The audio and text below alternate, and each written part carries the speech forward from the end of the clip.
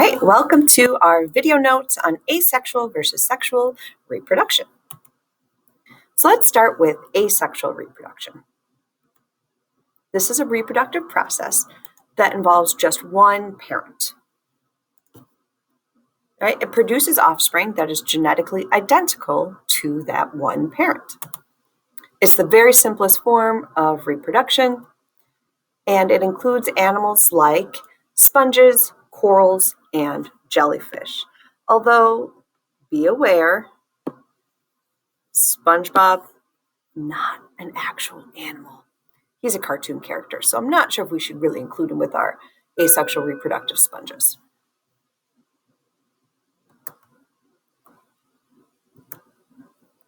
So let's look at some examples of different types of asexual reproduction. So we have fragmentation. So this is one way that animals can reproduce asexually. A new organism forms from a piece of the original organism.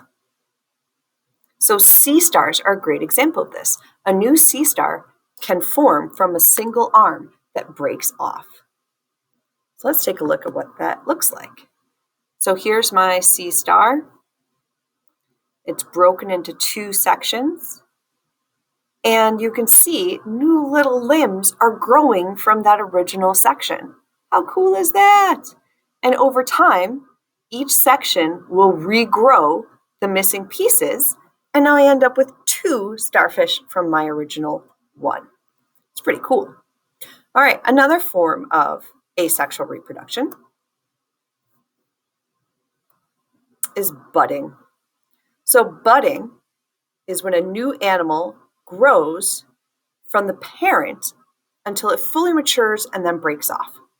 And this happens with sea anemones, sponges, and hydra. And this is an example of a hydra doing that. So here's my adult hydra, and you can see the little bud growing off of it, growing until it breaks off and I have a new adult hydra. All right, our other type of reproduction is sexual reproduction. And sexual reproduction is when two parents combine their genetic material to produce a new organism that differs from both of the original parents. So this happens through fertilization. And fertilization is sexual reproduction involving an egg cell and a sperm cell joining to form a brand new cell. So here's my sperm cell, that's my male sex cell, joining with the egg cell, the female sex cell, and forming one complete new cell that will then develop into a new organism. Egg cells are produced by females and contain half of the female's chromosomes, and sperm cells are produced by males and contain one half of the male's chromosomes. So when fertilization occurs, the new cell that is formed now has a full set of chromosomes. So remember, I'm getting half of the chromosomes from mom, I'm getting half of the chromosomes from dad, and that adds up to one full set for the offspring.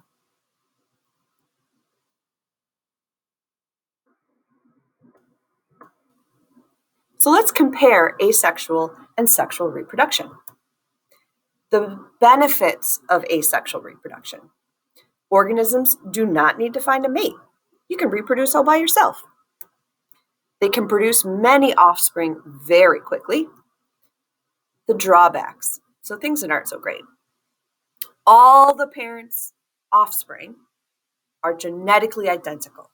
So if the environment changes, the individual may no longer have the traits it needs to survive.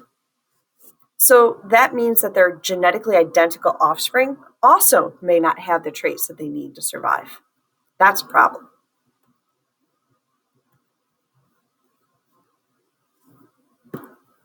What are the benefits of sexual reproduction? Well, with sexual reproduction, organisms that reproduce sexually pass on genes with a greater genetic variation. Because remember, I get half from my mom, half from the dad. You end up with a unique, independent offspring.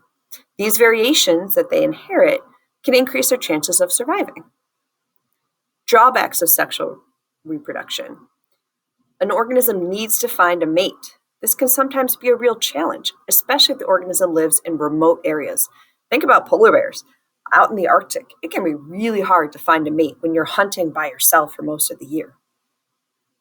So, quick summary of asexual versus sexual reproduction. Asexual reproduction, one parent, genetically identical offspring. Sexual reproduction, two parents, offspring has half the genes from each parent.